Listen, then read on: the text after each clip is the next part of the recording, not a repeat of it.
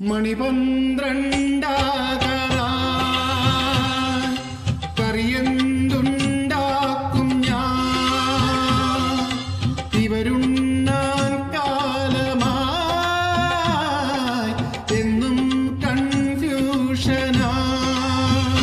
ഓ മീൻ സാമ്പാർ വേണോ, എനിക്കെങ്ങും കാണണ്ട. ശരി വേണോ, പുറത്തേക്ക് വലിച്ചെറിയും തക്കാളി കറി വേണോ.